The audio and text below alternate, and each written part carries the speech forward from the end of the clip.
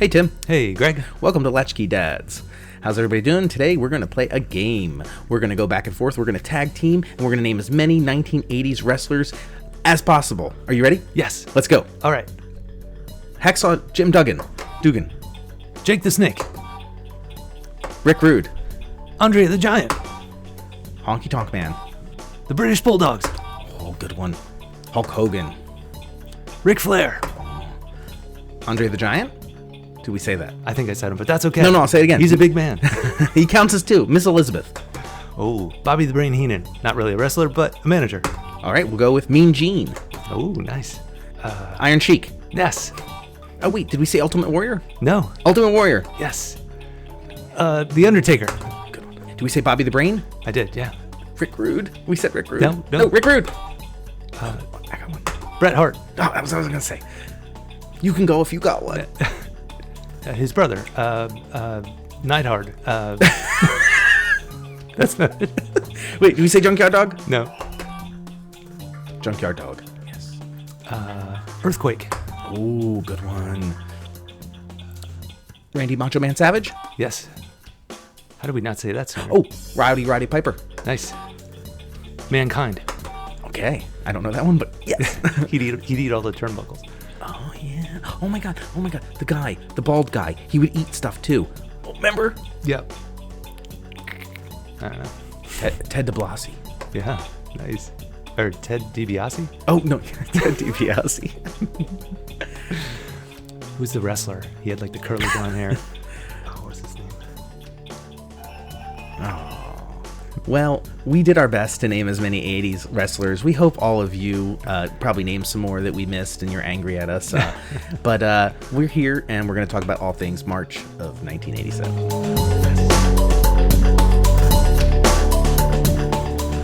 Hey, Tim. What's happening in March of 1987? Well, Greg, in March of 1987, there were a bunch of movies that came out. We're there. Yeah. One of which was a movie that I don't know anything about called Blind Date with Bruce Willis. Yeah, no, know that one. Was he still doing that TV show, right? Yeah, I guess that might have overlapped with Moonlighting. Moonlighting, yeah. There was also actually a pretty funny movie with Whoopi Goldberg called Burglar. Okay. I don't know if you ever saw that one.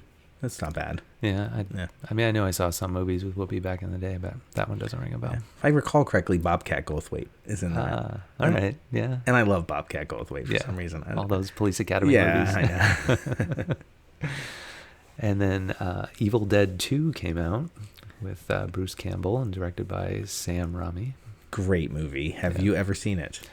I've seen parts, but again, it's one of those movies that maybe it's because of like the age thing that like I was like sneaking like seeing it with friends or something, but it's probably one of my all-time favorite horror movies. Okay. It is absolutely great because it's scary. It's when I say gory, it's not like a lot of the horror movies today are too realistic. Sure. Like it's silly gory. Yeah. But it's also got comedy in it. Yeah. And it's the movie and I might say this in my trigger a memory for some of our listeners. You know, he gets his hand cut off, and so he replaces it with a chainsaw, and he goes around killing demons with this chainsaw. It's absolutely wonderful movie. Yeah.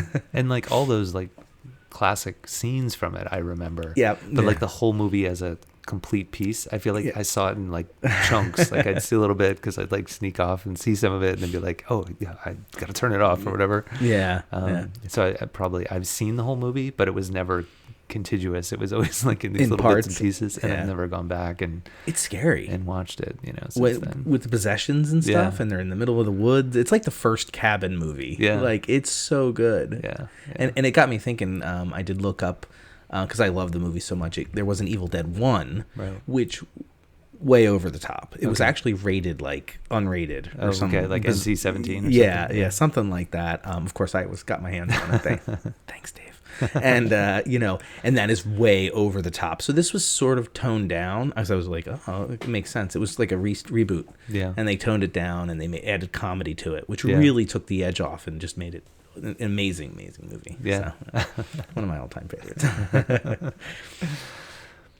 And then Heat, obviously, that was a big movie. I didn't see that. Really? No. Okay. Yeah. Cop movie? Yeah. Well, you know, it has like elements of like kind of heist elements to it and all that kind of Okay. stuff. And then obviously Burt Reynolds is in it. So, you know, back then I think I watched anything and everything that had Burt Reynolds in it. He was a cool dude. Yeah. We also had one of the best movies to come from the 80s, movie directed by Richard Donner by the title of Lethal Weapon, right? Yeah. I'm getting too old for this. Leap. With Mel Gibson and Danny Glover. Of course, yeah. They were a great tag team. Oh, so good, right? Yeah, so good. Although I was surprised to see that, you know, well, I shouldn't be surprised because everything now, there's got to be a remake or reboot or something like that. And I haven't seen it, but apparently there was a TV show back in 2016. Are you serious? With Damon Wayans. And the guy who played Riggs, I don't know the actor's name, but apparently Sean William Scott from like American Pie and all those movies. He's Stifler. He's in it as well, but he didn't play Riggs. He played like some other character in it. Okay. So, wow. I mean, I've always been a big fan of Damon Wayans, and so sure, I kind of feel like I should go and watch it, but I don't know. There's something about those original movies. I'm not sure how a reboot would hold up. So, yeah. I love the second one when he's stuck on the toilet with the bomb. Oh, it's so great. Yeah. And I think when we did our Christmas episode, we talked about the house from Christmas Vacation. Yeah. National Lampoon somehow is in one of the Lethal Weapon movies. I don't remember exactly if it's the one that gets blown up. Yeah. Is it the one that gets blown up in the toilet? Murtaugh's house. Yeah. It's crazy. Yeah. And then Joe Pesci was it the third one? I think so, yeah. Like, it was just great how, like, most sequels do not get better. Yeah. And they just, every single one was great up until, I guess, 4? I don't even remember 4. Yeah, I don't really either. I mean, I probably saw it, but nothing sticks out. Yeah. That was a big movie. That was good. Yeah. And the last one on our list, Raising Arizona with Nicolas Cage. Have you seen it? Yeah, with Holly Hunter. Is it? Yeah. Have you seen it? I actually saw it in the theater, and I hated it. Oh, okay. And I was a little kid. I think I didn't get it, but millions of people love it, right? Yeah, and I think, you know, maybe it is an age thing, you know, like the premise of it that they're, you know, trying to basically steal a kid and then all the, you know, the stuff that goes along with it. I guess it's a little bit slower maybe than like at our age when, you know, we were just kind of young kids when that came out. It wasn't really, you know, in line with Evil Dead 2. Well, I remember I saw it in Florida when I was visiting my grandparents. Okay. Of course, my grandparents lived in Florida. Sure. And I think they were just looking for movies to do something. Yeah. So like, all right, we're going to go see this. And, you know, there you are, you know, 2 hours later, I'm like, thanks for the popcorn. Yeah. Well, on that note, that wraps up our movies from 1987 or March of 1987. Sterling movies. How about the new music coming out in March of 1987, Tim? Anything look good? I mean, Prince, I think, probably put out a new album or some new music pretty much every month, you know, throughout the 80s. But he put out his Sign of the Times. You Got the Look is definitely a song off of there that I think is very, you know, well known and a lot of people know. Sign of the Times is good too. Yeah. I like Prince. Yeah. I think there was another song on there, If I Was Your Girlfriend. And there's a song out right now that's got that same line in it that I don't know if it's a remake or not, but the kids are always playing it. And so now when I see those, you know, that title, I immediately think of the song that the kids are playing, not the original by Prince. So that's interesting. I wonder if it's a remake. Yeah, I don't know. I'll have to ask the kids. Yeah. U2 put out their Joshua Tree album, which I'm going to have to say this, but then I'm like, have to go look it up. But I think it was like their 5th studio album or some crazy thing. At that point, I didn't know U2 had been around for that long. Yeah. But they had some great songs on this one. And I'm not a big U2 fan, but you remember one called Where the Streets Have No Name? Of course. Yeah. Still haven't found what I'm looking for. I know you commented on that before. That song drives me nuts. And With or Without You? Is that the other big one on there? Yeah.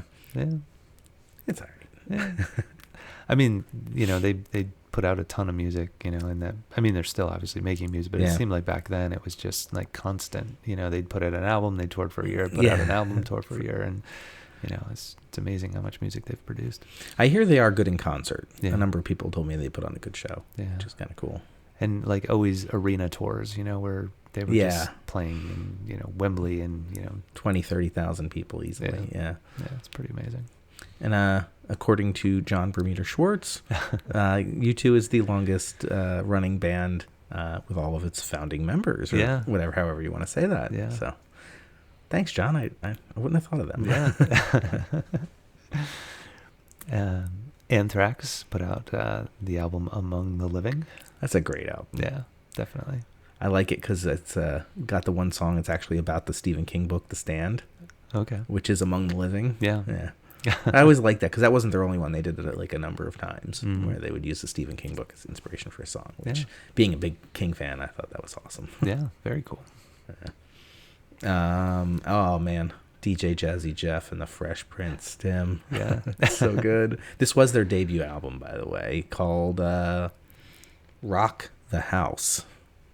You remember any songs from that? Girls Ain't Nothing But Trouble. Yeah. That's a great song. Yeah. And then it wasn't Parents Just Don't Understand. It was like just one of those days. Yep. Yeah. So good. Yeah.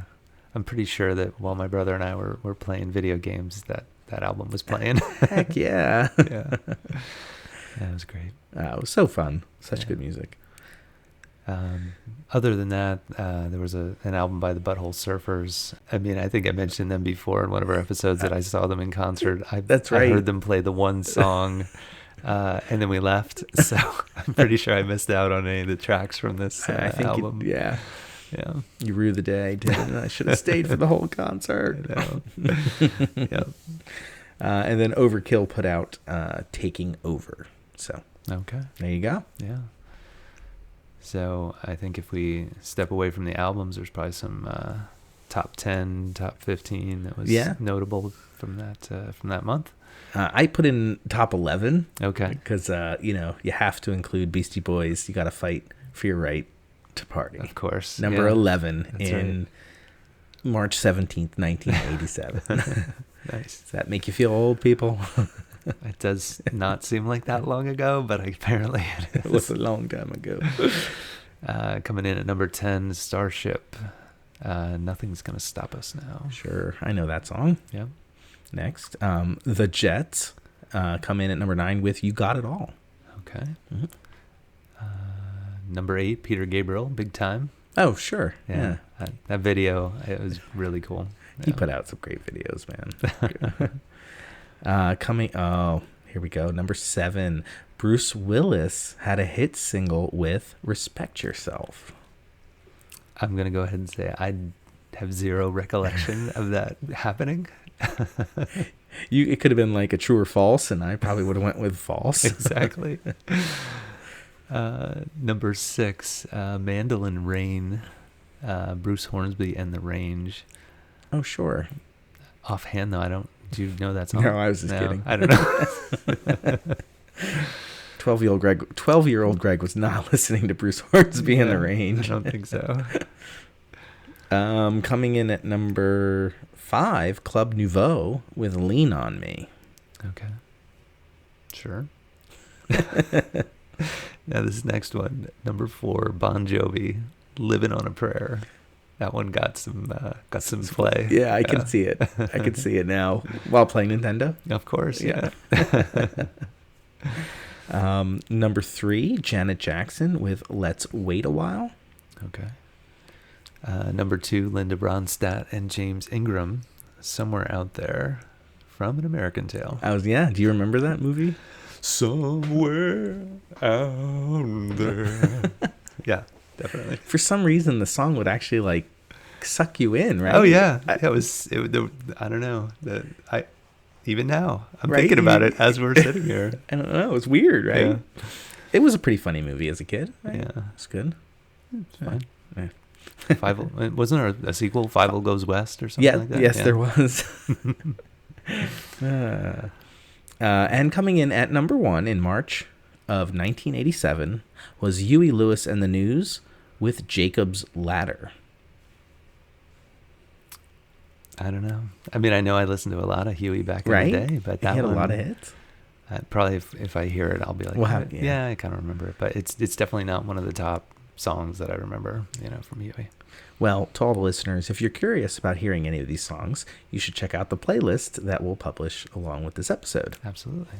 So after all that great music, apparently some things happened back in March of 87. Just a few. Anything notable? Big old bad Mike Tyson on March 7th beat James Bone Crusher Smith by a unanimous decision in 12 rounds at Las Vegas to win the WBC and WBA heavyweight boxing titles. So Mike was on his way to destroying people. I'm surprised that was 12 rounds because, when you think of Mike Tyson, you think 7 seconds, 12 seconds. Yeah, he definitely changed his tactics as he defended his title throughout the years, because that does seem out of character to go 12 rounds. So yeah. On March 8th, the A-Team last aired on NBC after 4 years. Sad. I still haven't gotten over it, man. Yeah. Still haven't gotten over it. Yeah. It's funny. I've been stopping up to my folks, periodically over the last bunch of weeks, and they've been watching reruns of the A-Team when I go to see them. It's awesome. Fantastic. Do you hear like the gun sound? The pew, yeah. pew, pew, pew. It's so great. So many bullets being discharged and nobody getting hit. It was just absolutely amazing. Just shooting out tires and cars flipping over. Yeah, everybody walks up and gets up and walks away. Yeah. On March 12th, Les Mis opens at Broadway, New York City, and it was open for 4,000 plus performances. That's pretty incredible. Is it still on Broadway? That's a good question. I'll have to report card that one. I don't know. I'm not. I feel like it's not. Yeah. I don't think it is. Yeah. I'm pretty sure it's not. I did see it on Broadway. Did you see it on Broadway? No, I've only ever seen, I think, 1, maybe 2 shows on Broadway. Oh, get out of here. Yeah. Oh. I saw Into the Woods in like 6th grade. Okay. And I'm trying to I think I saw another one somewhere along the line, but I've not been to many Broadway shows. Oh, wow. Yeah. We just took the boys for their birthday to see the Harry Potter musical. Oh, awesome. The Broadway show. Yeah. Oh my gosh, what's this called? That's so sad. I can't remember. Well, anyway, it was. I only saw I'm gonna Google it while we're waiting. But it was in Europe, in England, London, okay. And then when it finished its run there for 3 or 4 years, then they finally brought it over here. Yeah. It's Harry Potter and the Cursed Child. I was gonna guess something with the curse, but Harry Potter and the Cursed Child, and the effects that they use were absolutely amazing. Like the tricks of light and moving and the wands and it was like the technical aspects of the show were unbelievable. Absolutely unbelievable. Yeah. Well, maybe I'll have to go and see it. Yeah. I don't know if you're a Harry Potter fan or not, but no, I am. I burned through the books. Yeah. And, I've tried to get the kids into it, and with some level of interest, not the same that I had back when they were. I mean, I would be waiting for the next book to come out. Yeah. So. Well, if you want, I'll go with you, man. Okay. We can bro out at Broadway. We'll do a Latch-Key Dads remote from the Harry Potter Broadway show. Well, nothing transitions from Harry Potter quite like John Gotti. On March 13th, the boss of the Gambino crime family is acquitted of racketeering. He was innocent? On March 14th, New York Met Darryl Strawberry charges Red Sox pitcher Al Nipper during spring training exhibition game, causing both the benches to clear. Nothing like that, right? A spring training brawl. I remember that. Yeah. Yeah, it was so great. Let's see. What else happened in March of 87? I'm going to skip that one because I can't say that person's name. On March 15th, Starlight Express opens at the Gershwin Theater in New York City to 761 performances. Kind of a short run. Yeah. Compared to the 4,000 that Les Mis had. On March 17th, IBM releases PC DOS version 3.3. DOS is a great way to program computers. All right, what does DOS stand for? Don't often sing. I don't know. I don't remember. Disk Operating System. Oh, good for you. I'm good with acronyms for some weird reason. I don't think that's one I ever had. Like I wasn't pulling that out anywhere because I don't think I ever heard that. So that's awesome. Let's see what else happened. March 18th, Gerber's survey finds the most popular names for newborns are Jessica and Matthew. Oh, okay. Yeah. I knew a fair number of Jessicas and Matthews back in the day. Yeah. Matt, I feel like Matt or Matthew is still pretty common. Jessica, I don't think is quite as. No, that's like an 80s name. Yeah. Definitely.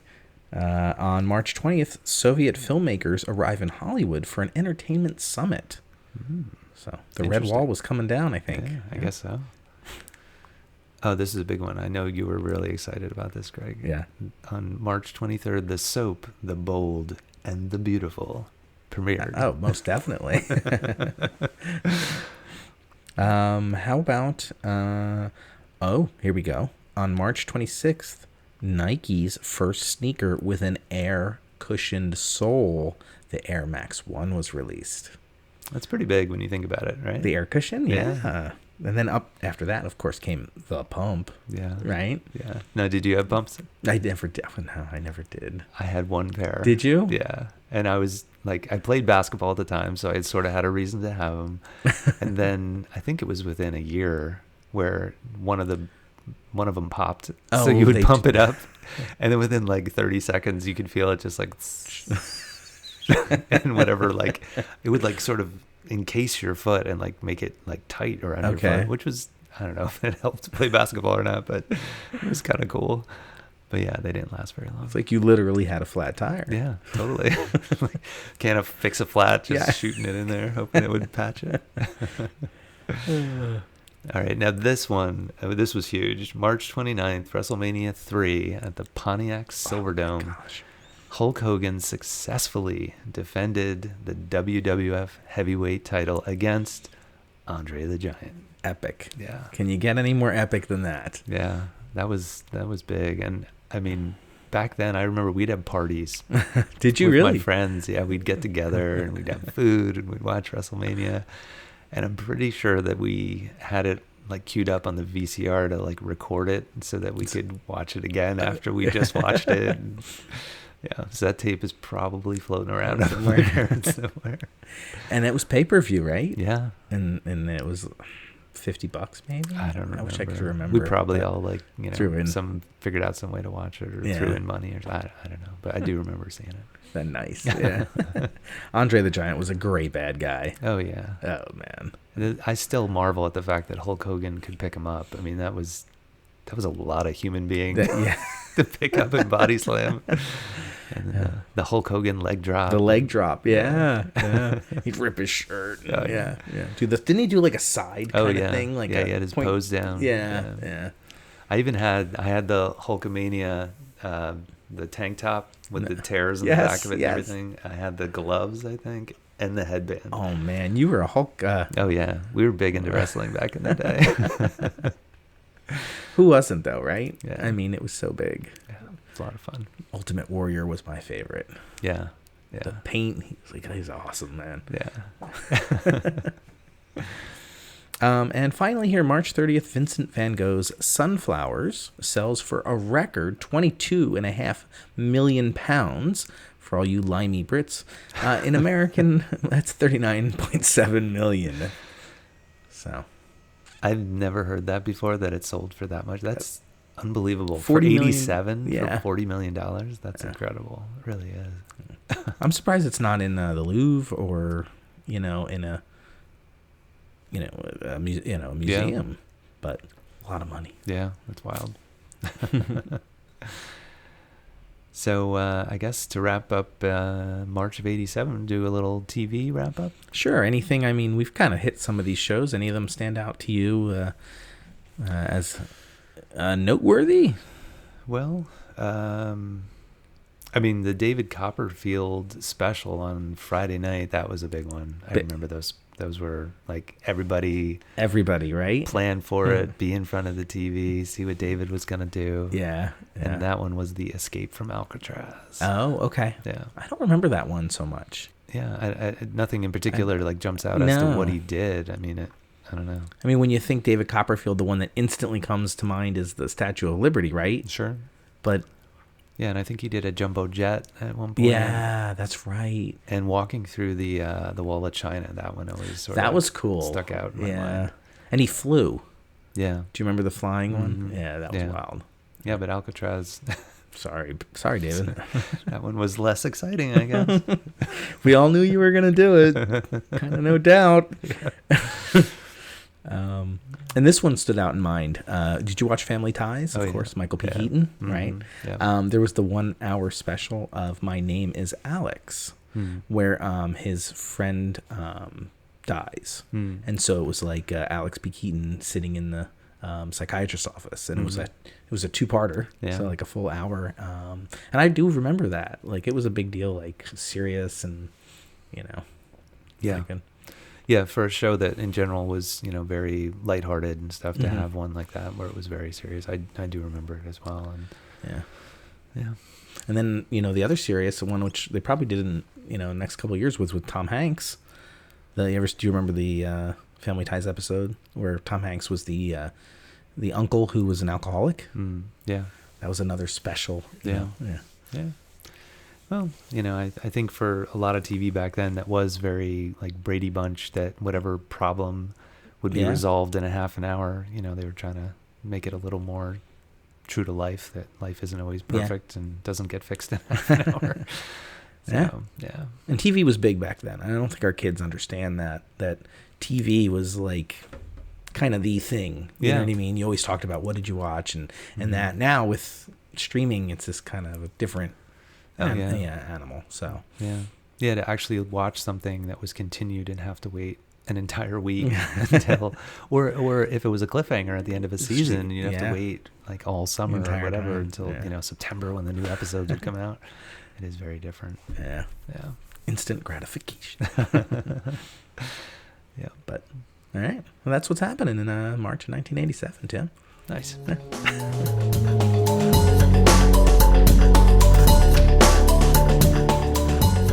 Hey, Tim. Hey, Greg.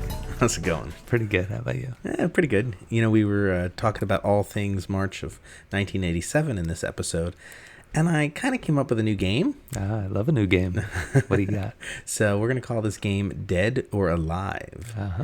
I'm going to give you the name of a individual, a person of interest from the episode, and you're going to tell me whether they're alive or dead. And then we'll go back and forth, and best of 3. Sounds good. All right. Now, I got all the males, and you got all the females. Right. All right. Not that matters. All right. Sounds good. You want to go first? Sure. Why not? All right. Is this person alive or dead? Okay. Burt Reynolds. Burt Reynolds. Well, I do feel like I recently heard that Burt had passed away, so I'm going to say Burt is dead. Are you locking in that answer? I'm locking it in. You are correct. You did. And it's been quite some time since we lost Burt Reynolds. He passed away in 2018. Okay. Yeah. I think I was watching the remake of The Dukes of Hazzard, and I remembered that in watching it, that was like, I don't think Burt's with us anymore. Yeah. So. Yeah. He had a great stash. He did. All right. So for you, Greg, the first option is Betty White, Rose from the Golden Girls. Yes. Well, we do know that she did recently pass away. Yeah. Sadly. Which, did you ever see her in that alligator movie? Yeah. I forget the Lake name. Placid. Yes, thank you. Yes. It's so funny. Yeah. Yeah, that's great. Yes, it was 2001 when we lost Betty. Or sorry, 2021. Okay. Sorry. I was like, really? Oh, man. Yeah, I'm 20 years back. 2021. 2021. Okay. Yeah. How about Bruce Willis? Bruce Willis. I think Bruce is still with us. He is. Yeah. Bruce Willis is, even though he was recently diagnosed with aphasia, which is the inability to speak. Yeah. So he's retiring from acting. Yeah. Sad. I heard something about that too. Yeah. I was waiting for another Die Hard movie. But. Yeah. All right. Oh, wait. I'm trying to keep score here. There you go. All right. Okay. All right. For your next one, Jane Curtin, who played Allie Lowell on Kate and Alley. That's a tough one. I'm going to go alive. You're correct. All right. Jane Curtin is still with us. Nice. I'm just going to say I guessed. All right. Now, how about Danny Glover? Danny Glover. Ooh. I haven't heard about Danny in a while. I'm going to say Danny's not with us anymore. No, I'm sorry. No, I'm not sorry. He is still alive. All right. Yeah. So that was it to clinch it for the third one. But okay, let's keep going because I'll probably get this one wrong anyway. All right. So for your third one, I'm going to go with Mary Fran, who played the co-owner of the inn on Bob Newhart.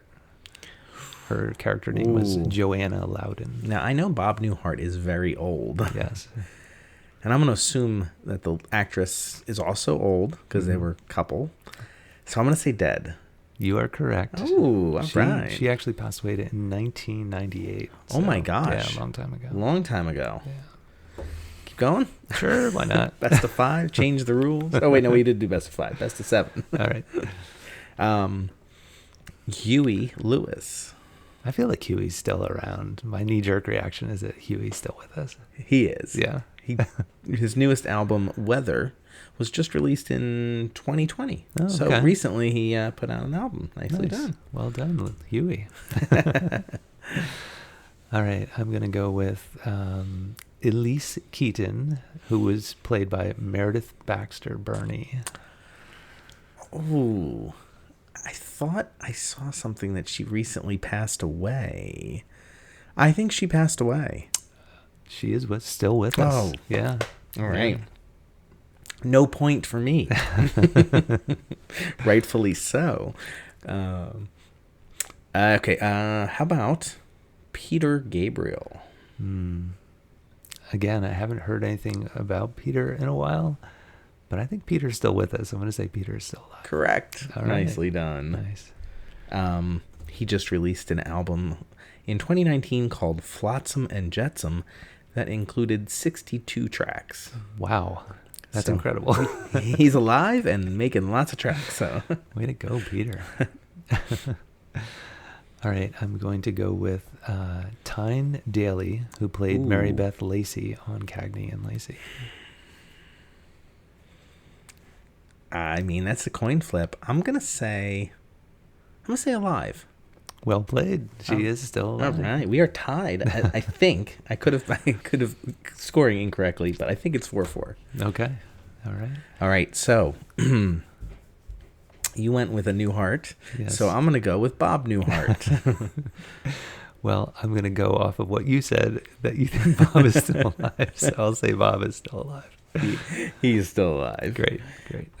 He was just recently on, not recently, but a couple years ago on The Big Bang Theory. Okay, yeah. I've always loved Bob Newhart. Yeah, and of course his role in Elf. He did a great job. Yeah. Fantastic. That dry sense of humor was just so good at it. Yeah, it's fantastic. All right, I will go with Felicia Rashad, who played Claire Huxtable on the Cosby Show. That was a long time ago. Yeah. I'm going to say Felicia Rashad is still alive. Yes, you are correct. She's still with us. We're doing well here. Yeah. All right. Okay, how about John Joseph Gotti Jr.? I'm going to say dead. Is that your final answer? That's my final answer. Yes, okay. Correct. Right. He died in 2002 from throat cancer. Wow. Yeah. That's brutal. That's a rough way to go. Yeah. Okay, I'm going to go with Charlotte Rae, who played Mrs. Garrett on The Facts of Life. I think she passed away. Yeah, she was pretty old when she was on that show. I was going to say, she was collecting Medicare when she was on the show. Yeah, but she did live until 2018. I think she was 92. Wow, good for her. Yeah. Oh, that's awesome. Yeah. How about the magician, David Copperfield? Ooh.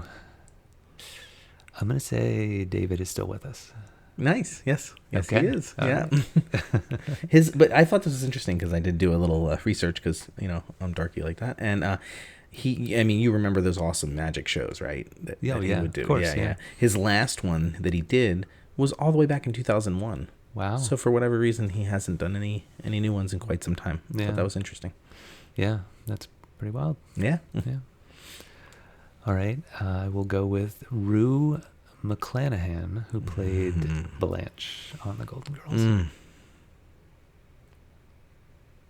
I thought I saw something that, I'm going to say alive. Oh, unfortunately, no. No. Oh, man. She passed away in 2010. Okay. Darn it. I thought one of the Golden Girls was still alive, or was Betty White the last one? I think Betty was the last, yeah. Oh, okay. I thought there was one more after Betty White, and I was like, I don't know. Oh, man. She was the feisty one. Yeah. Okay, how about Bruce Hornsby? Bruce Hornsby. I'm going to say alive. Yes. Okay. Nice. All right. And I am going to go with... it's a bit of a layup, but Janet Jackson. That's a tough one. No, she's still kicking. Yeah, Janet's still with us. So I kind of forgot to keep track as we were going along, but I think you won. Okay. 8-7. I think you did. All right. We're real official over here at Latch-Key Dads. So. That was interesting. Yeah, definitely. I don't know if we'll do that segment again, but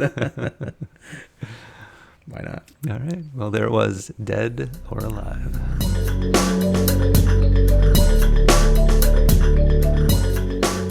Hey, Greg. Hey, Tim. I think it's time for us to do our report card. All right. Sounds good. Our first item on our report card is that to confirm my suspicion, Joshua Tree was U2's 5th album. Nice. Well done.